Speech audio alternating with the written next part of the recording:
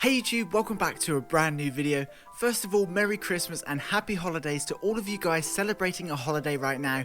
I hope you're all having an amazing time, staying safe and of course relaxing and enjoying yourselves. Today, as a kind of a Christmas special, I thought it would be fun to list a few features that I know many of us would love to see added to Animal Crossing Switch next year. So without further ado, let's get straight into today's video. So just a few months back, in September of 2018, Nintendo finally announced that Animal Crossing Switch is in development and will release sometime in 2019, which of course is super exciting. We've had a few Nintendo Directs since then, with the whole community hoping Nintendo will sneak in just a few hints or clues about what we can expect from the new mainline game. As things stand, all we know is that it is a thing, it is coming to the Nintendo Switch within the next 12 months, and of course Isabelle and Tom Nook will return. With that in mind, I've made a top 10 list of features we would love to see return or added to Animal Crossing Switch next year, so let's get started. Number 1. These features are in no particular order, but I think without a doubt the most desired feature is for the town or map that our Animal Crossing Switch game is built around is open world. Think Legend of Zelda Breath of the Wild, but probably on a slightly smaller scale.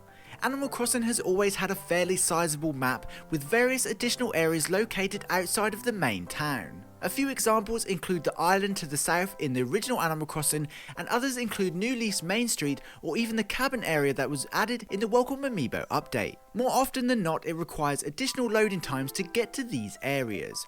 Imagine having a map with even more acres than the original and a bunch of new areas to explore, but without having to wait through the loading times. It would be a truly awesome feature and definitely help keep that immersive feeling while playing. Number 2.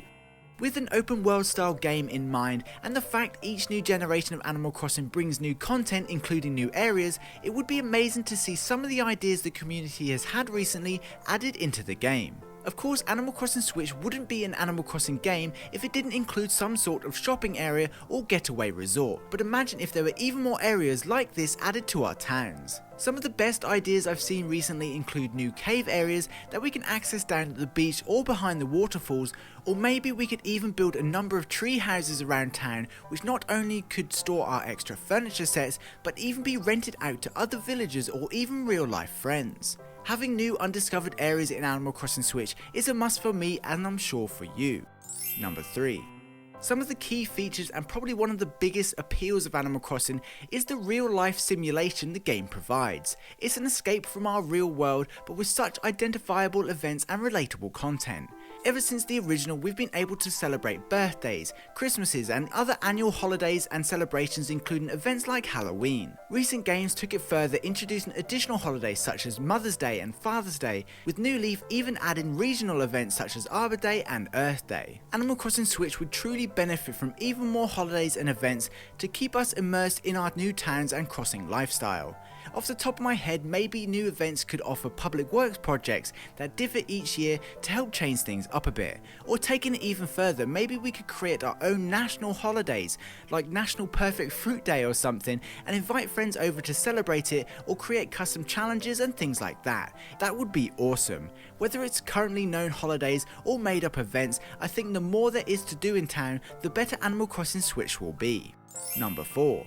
Moving away from the Animal Crossing structure a bit, one of the biggest and most important features the Switch version should include is the ability to link our game to Animal Crossing Pocket Camp. Just like you guys, so many people have been playing Pocket Camp every day, grinding events, collecting hundreds of furniture items and even paying real money for those time-limited premium items. Quite simply, we need to be able to transfer this data to our Switch towns so we don't lose all of our hard work. What worries me is that one day the servers will be turned off and our camps, all of our furniture, the villages, the special items and the cookie prizes will be gone. But if we had the option to somehow move all this over to the Switch, that would be truly amazing, and what a great start to the new town it would be. Hopefully we can utilise our campers and travel between our Switch towns and our campsites, bringing back and forth furniture and clothing items as we please. Number 5.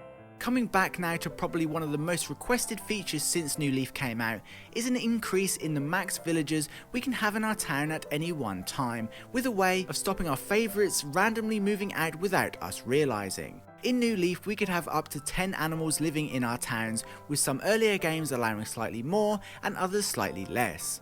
With a library of around 500 different animals, I think we should be able to invite even more than the typical 10 animals to our Animal Crossing Switch towns.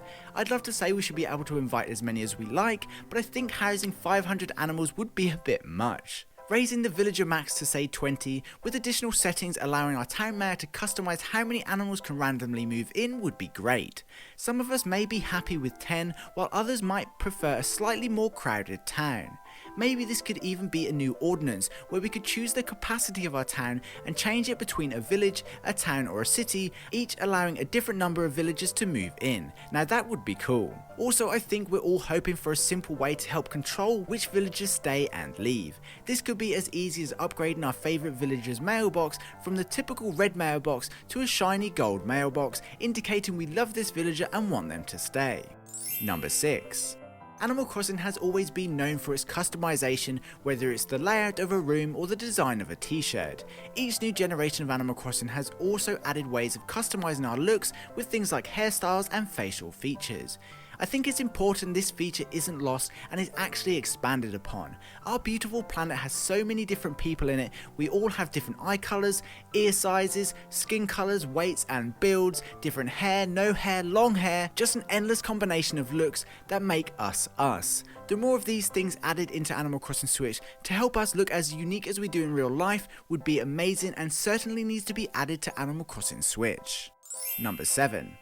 With Animal Crossing Switch most likely increasing the size of a typical Animal Crossing town, we need to be able to utilise this space. Since Happy Home Designer, we've been able to make the most of the space given to us by placing furniture outside.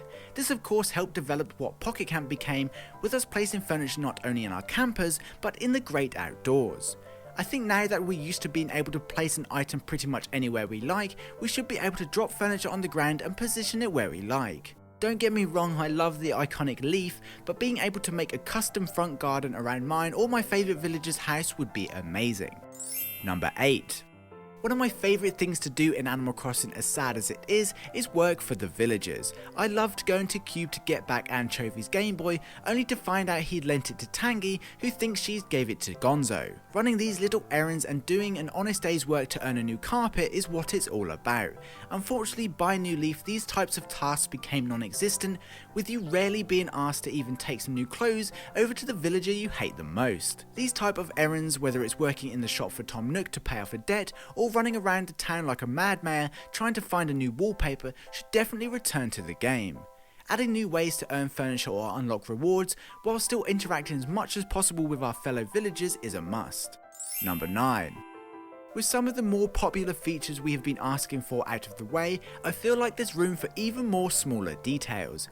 Over the years, we've been able to dump our waste in the town dump, play football with a random ball, catch snowflakes and even fire slingshots at balloons. These tiny details have been missed in some games and probably never given a second thought when we mention the things we like about Animal Crossing.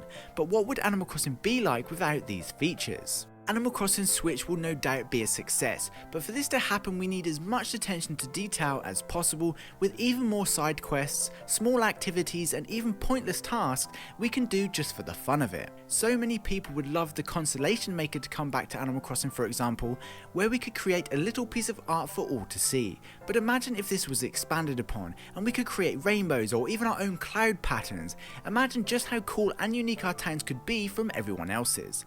These small details, whether it's a random 4-leaf clover, a couple of snowballs or a star constellation we'd like to see, make Animal Crossing what it is, and I hope all of these things and much more are added to the game. Number 10. Finally, NES Games. NES or NES Games were a huge deal in the original Animal Crossing. They were seen as the ultimate find in a town, a super rare item that was not only insanely awesome, but an actual playable game too inside your house. In the GameCube version of Animal Crossing, for example, you could play the full version of Mario, Zelda, Donkey Kong, Bloom Fight and more. It was crazy and sometimes got to the point where you actually forgot you were playing a game in a game. Having items or even mini games like this really added depth to Animal Crossing, and certainly something I would love to see return. In reality, with how digital gaming is these days, I doubt we'll ever see old school games make their way back into an Animal Crossing game, but I would love to see even more mini games and co-op games added to Animal Crossing Switch, which not only enhance our experiences, but also allows us to play together more if we so wish. A retro arcade we can visit to play old games would be great, but I'd settle for a bigger and better island resort we can visit with friends. So yeah, just a little fun video showing off some of the ideas and some of the things you guys have mentioned over the last year. It's just for fun, but I would love to hear all your thoughts and what features you'd love to see come to Animal Crossing Switch. Anyway, if you got this far in the video, please comment Animal Crossing just to let me know you did. That would be super awesome, and be sure to include what your must-have feature is that you'd love to see return or added to the next mainline game. Anyway, I hope you enjoyed this video and found it entertaining. Please be sure to leave a like if you did. Thanks for watching, I hope you have an amazing day, stay safe, and I'll see you on my next video. Peace.